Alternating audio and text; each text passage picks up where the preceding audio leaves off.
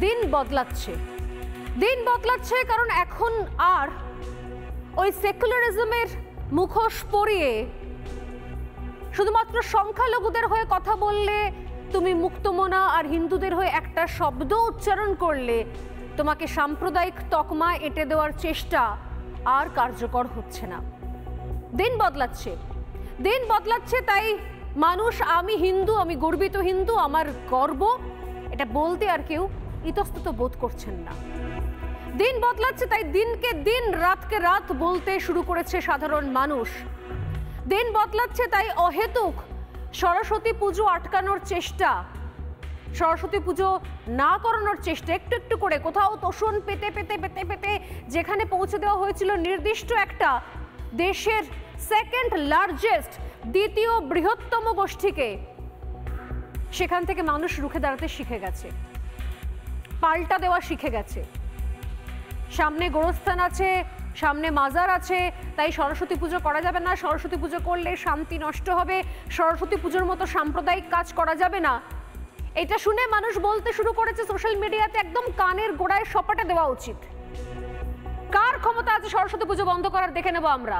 দিন বদলাচ্ছে, দিন বদলাচ্ছে, তাই কুম্ভের মেলায় পশ্চিমবঙ্গ থেকে লাখ লাখ পুণ্যার্থী গিয়ে পৌঁছয়। দিন বদলাচ্ছে, দিন বদলাচ্ছে, তাই পশ্চিমবঙ্গের বাঙালিরাও গিয়ে রাম মন্দির দর্শন করে আসছেন, কারণ দিন বদলাচ্ছে, দিন বদলাচ্ছে। মমতা বন্দ্যোপাধ্যায় শুধুমাত্র দাঁড়িয়ে উস্কানি দিলে গরমাগরম যে যদি পথে নামেন সংখ্যালঘুরা তাহলে কি হবে বুঝতে পারছেন তো। এই যে উস্কানি, এই যে ধমক চমক, প্রচ্ছন্ন হুঁশিয়ারি, এগুলোতে আর চিড়ে ভিজছে না, কারণ দিন বদলাচ্ছে। যে যাদের কথা বলা হচ্ছে, হুমায়ুন কবিররা যাদের কথা বলছেন, শেখানো হয়েছে হিন্দুরা চিরকাল চুপচাপ থাকে, ভয়ে থাকে, আসলে ভয় নয়, হিন্দুরা সহনশীল, হিন্দুরা অন্যের ধর্ম, অন্যের সংস্কৃতিকে সম্মান করে এসছে এবং সেটাকে একটা শ্রেণী তার দুর্বলতা বানিয়ে ছেড়েছে। এবং তার সঙ্গে সঙ্গে যোগ হয়েছে ওই যে বললাম পশ্চিমবঙ্গে দীর্ঘ 34 বছরের অভিশাপ, কোথাও বুঝিয়ে দেওয়া যে আসলে এটাই হচ্ছে সেকুলারিজম, এটাই মুক্তমনা। নিজের বুকের ওপর দিয়ে রেল লাইনের চাকা চলে গেলেও তুমি বলবে ইনশাআল্লাহ সংখ্যালঘুর সমস্ত উৎসবে আমাদের থাকা বাধ্যতামূলক, সেখানে আমরা উইশ করব, সেখানে আমরা ইফতারে যাব, কিন্তু আমার নিজের ধর্মের পুজো হলে আমি তাকে বানিয়ে দেব শারদীয়া, শারদ উৎসব, সেখানে দুর্গা পুজো থেকে পুজোটাকে বাদ রেখে দেব। দিন বদলাচ্ছে, তাই মানুষ বলতে শুরু করেছেন, প্রকাশ্যে বলতে লিখতে শুরু করেছেন, কারণ দিন বদলাচ্ছে। এখন আর মমতা বন্দ্যোপাধ্যায়ের বড় বড় ভাষণে বা উস্কানিতে আর কাজ হবে না। মমতা বন্দ্যোপাধ্যায়ের সঙ্গী সাথীরা নতুন পুরনো মিলিয়ে মিশিয়ে বলা শুরু করেছেন যে হিন্দুরা নাকি এরকমই। আমি জানি না যে এটা কোন ধরনের উস্কানি বা আখেরে হিন্দুদের জন্য মঙ্গল কিনা, কারণ আসলে এটা একটা ঘুমন্ত দৈত্য, এটা ঘুমন্ত আগ্নেয়গিরি। ইতিহাস সাক্ষী আছে, যদি ঘুমিয়ে থাকা এই দৈত্য একবার উঠে দাঁড়ায়, যদি হিন্দুরা একজোট হওয়া শুরু করে দেয়, যেটা শুরু করে দিয়েছে ইতিমধ্যে, যারা এখান থেকে পাশ করে গেছে, যারা এখানেই এক সময় কোথাও বিপ্লবী ছিল স্কুল কলেজে, তারা চাকরি না পেয়ে এ রাজ্য থেকে ভিন রাজ্যে গেছে পাশ করে, ভিন রাজ্যে গিয়ে চাকরি করেছে, আর ভিন রাজ্যে গিয়ে দেখেছে যে আসলে সংখ্যালঘু তাণ্ডব নিজের রাজ্যে কেমন চলছে। অনেকে বলে না যে পাশ থেকে দাঁড়িয়ে পাশের ছবি দেখা যায় না, দূর থেকে দাঁড়িয়ে দেখলে ছবিটা অনেক স্পষ্ট হয়ে যায়। ঠিক সেরকমভাবেই যারা বিদেশে রয়েছেন, যারা ব্যাঙ্গালোরে রয়েছেন, যারা মুম্বাইয়ে রয়েছেন, যারা দিল্লিতে রয়েছেন, গুজরাটে রয়েছেন কাজের স্বার্থে, তারা বুঝতে পারছেন যে আসলে তাদের জীবন, যৌবন, তারুণ্য, স্কুল কলেজ সব বৃথা, কারণ তাদের মাথাতে ভুল জিনিস ঢোকানো হয়েছিল। আসলে রাজ্যে ভুল জিনিস চলছে। দিন বদলাচ্ছে, তাই গুলশান কলোনি তৈরি হচ্ছে, মানুষ এটা জানতে পারছেন। দিন বদলাচ্ছে, তাই সাধারণ মানুষও প্রকাশ্যে এসে বলছে যে এরা আমাদের ভোটার ছিল না, কোথা থেকে উড়ে এসে জুড়ে বসলো আমরা জানি না। দিন বদলাচ্ছে, তাই দোলের দিনকে বাদরামো করলে সাধারণ মানুষ বলতে পারে যে বাইকে করে কারা কারা আসে আর কারা কারা কি কি তাণ্ডব চালিয়ে যায়। কারণ মমতা বন্দ্যোপাধ্যায় বুঝতে পারছেন যে শুধুমাত্র ভাতা দিয়ে, শ্রী দিয়ে, সাথী দিয়ে, ভান্ডার দিয়ে আর তোষণ তোষণ তোষণ করে হিন্দু শোষণ আর করা যাবে না। সময় বদলে গেছে। আর কদিন পর রামনবমী, তার আগে হিন্দুদের ভাগ বাটোয়ারা করার যে চেষ্টা চালিয়ে যাচ্ছে শাসক দল আর তার ইন্ডি জোটের সঙ্গী সাথী, তার সঙ্গে তোষণের রাজনীতি চলছে, তার পাল্টা জবাব বিরোধী দলনেতা দিয়েছেন। তিনি বলেছেন যে এই তোষণের খেলাটা শেষ।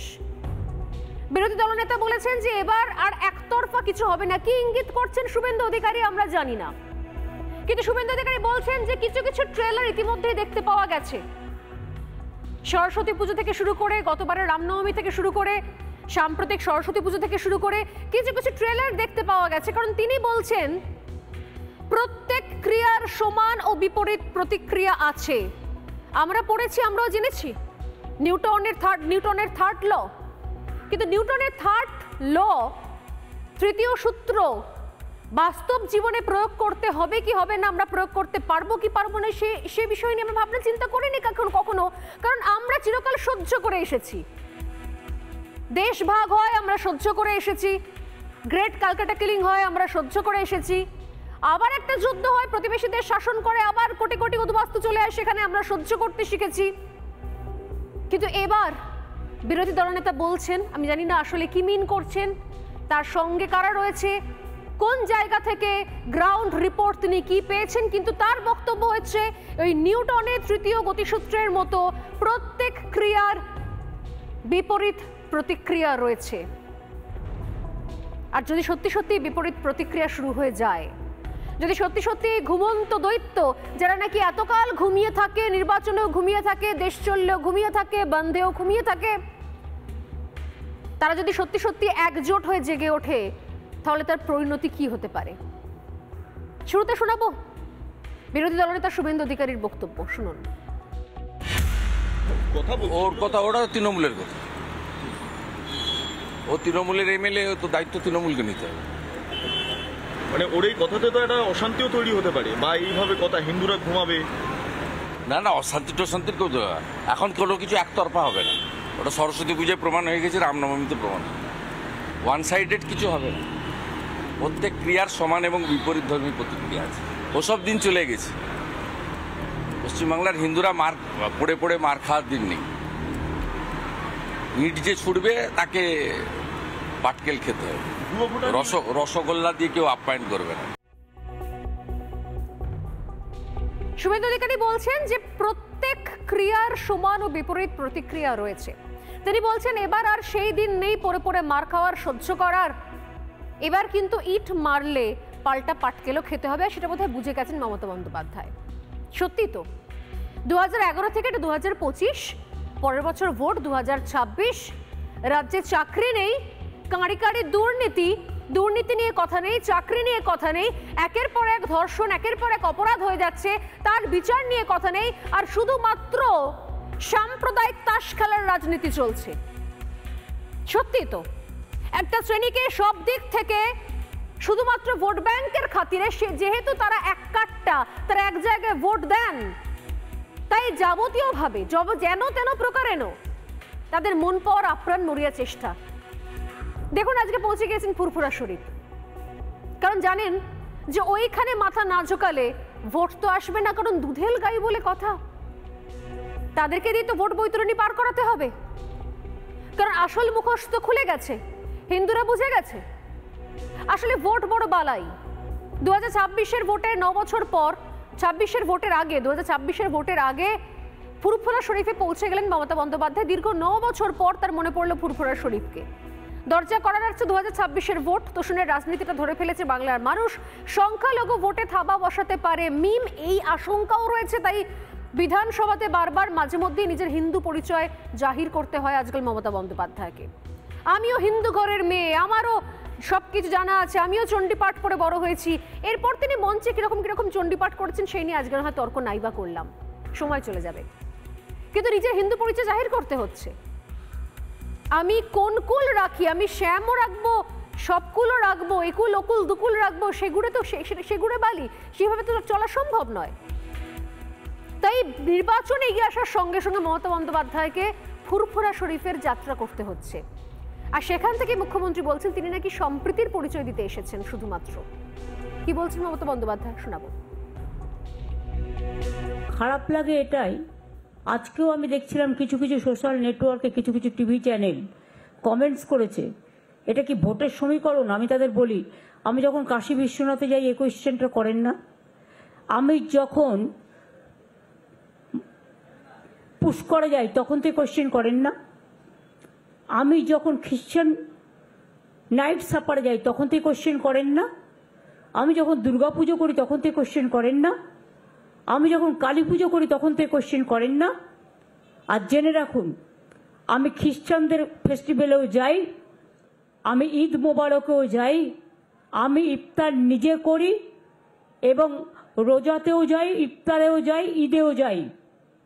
আমি পাঞ্জাবিদের গুরুদ্বারেও যাই, গুজরাটিদের ডান্ডি নাচেও যাই, দোল পূর্ণিমাতেও যাই, মহাবীর জৈনের কাছেও যাই। আমি মনে করি বাংলার মাটি সম্প্রীতির মাটি, সাম্প্রদায়িক সম্প্রীতির মাটি। আমি এই রমজান মাসে যেমন দোল হোলির মোবারক জানিয়েছি, আমি তেমনি রমজান মাসে সকলের রোজা আল্লাহ তাআলা কবুল করুন। আমি সকলের হয়ে দোয়া প্রার্থনা করব, সবাই শান্তিতে থাকুন। সম্প্রীতি, শান্তি, ঐক্য, এটাই আমাদের বার্তা সবাইকে ভালো রাখার জন্য। মমতা বন্দ্যোপাধ্যায় অনেক বড় সম্প্রীতির বার্তা দিয়ে গেলেন, কিন্তু আমাদের সত্যি সত্যি জানা নেই, জানিয়ে বিভিন্ন মাধ্যম থেকে বারবার বিভিন্ন স্তর থেকে প্রশ্ন উঠেছিল। আমরা সত্যি সত্যি ভাবতেও পারি না কখনো কখনো যে অন্য কোনো অনুষ্ঠানে গেলে, ধর্মীয় অনুষ্ঠানে গেলে সেখানকার মতো করে সাজগোজ করে নিতে হবে বা সেই মতো করে কোনো পোস্টার বানাতে হবে। আমরা দেখিনি কখনো, মুখ্যমন্ত্রী অন্য রাজ্য রয়েছে, যোগী আদিত্যনাথকে দেখিনি কখনো যে গেরুয়া বসনের ওপরে কোনো ফেস টুপি পরে অন্য কোনো উৎসবে, ধর্মীয় উৎসবে সেখানে উনি উপস্থিত হয়েছেন, দেখতে পাইনি। মমতা বন্দ্যোপাধ্যায় দেখান, এ রাজ্যে দেখি আমরা। কিন্তু যে সম্প্রীতির কথা বলছেন, সেই সম্প্রীতির কথা বলতে গেলে শুধুমাত্র সামনে 4-5টা এক্সাম্পল দেবো। 2011 থেকে দিতে শুরু করলে সময় শেষ হয়ে যাবে, আমাকে এখানেই গুড বাই বলতে হবে। কোন সম্প্রীতির বাংলাটা যেখানে প্রকাশ্যে শাসক দলের বিধায়ক সরাসরি বলতে পারেন যে হিন্দুদের ভোট নিয়ে উন্মাদনা কম? এটা কোন ধরনের সম্প্রীতি যেখানে শাসক দলের বিধায়ক বলতে পারেন তার নির্দিষ্ট একটা জেলায় যেখানে সংখ্যালঘু ভোট বেশি 70% আর হিন্দু ভোট 30% বা তারও কম, সেখানে কোন জায়গা থেকে, কোন সম্প্রীতি থেকে বলা যেতে পারে যে আমরা 70 ওরা 30, বেশি বাড়াবাড়ি করলে কেটে ভাগীরথীর জলে ভাসিয়ে দেব? এটা কোন সম্প্রীতির বাংলা? মমতা বন্দ্যোপাধ্যায় আজ পর্যন্ত উত্তর দেননি। তিনি অনুষ্ঠানে যান, উৎসবে যান, ছবি ওঠে, বাইট হয়, কিন্তু আসল প্রশ্নের উত্তর দেননি। তিনি উত্তর দেননি যে কোন সম্প্রীতির বাংলা এটা যেখানে রাজ্যের একজন মন্ত্রী প্রকাশ্যে বলেন যে দাওয়াতে ইসলাম দিচ্ছি, যদি একজনকেও আমার ধর্মে নিয়ে আসতে পারি, সেই ঈমান দিতে পারি, তাহলে আমাদের জান্নাতে যাওয়ার রাস্তা খুলে যাবে। এটা কোন সম্প্রীতির বাংলা? ওনাকে প্রশ্ন করা হয়েছিল, আজকে সেই ক্লিপিংটা একবার পারলে আমি শোনাবো। যখন জিজ্ঞাসা করা হয়েছিল যে ফিরহাদ হাকিমের এই বক্তব্য আপনি শুনেছেন, উনি কি উত্তর দিয়েছিলেন, কিভাবে তিনি এদিক ওদিক করে আশপাশ কাটিয়ে কোনো ক্রমে পালিয়ে বেঁচেছিলেন, ছেড়ে দেমা কেঁদে বাঁচি অবস্থা হয়েছিল। এটা কোন সম্প্রীতির বাংলা? সত্যি কি তাই? হরিণঘাটায় সরস্বতী পুজো বন্ধের ফতোয়া, বলা হচ্ছে নাকি হিন্দুরা ঘুমোচ্ছে। মমতা বন্দ্যোপাধ্যায় বললে উনি বলবেন যে এটা মিথ্যে কথা, এটা শুধুমাত্র একটা সাম্প্রদায়িক গন্ধের কথা বলা হচ্ছে, কিন্তু এই নিয়ে তিনি কোনো প্রশ্নের উত্তর দেবেন না। যখন হরিণঘাটায় সরস্বতী পুজো বন্ধের ফতোয়া এসেছিল তখন উনি কোনো কথা বলেননি। যোগেশচন্দ্র সরস্বতী পুজো বন্ধের ফতোয়া এসেছিল, তিনি বলেছিলেন যে আমার কলেজ যোগেশচন্দ্র বলা হচ্ছে, আমার কলেজ নয়। পুজো বন্ধের ফতোয়া এসেছিল, যোগেশচন্দ্রে হোলির আগে বেয়াদবি দেখতে পেয়েছি, 9টা হিন্দুদের বাড়ি ভাঙচুরের ঘটনা ঘটেছে।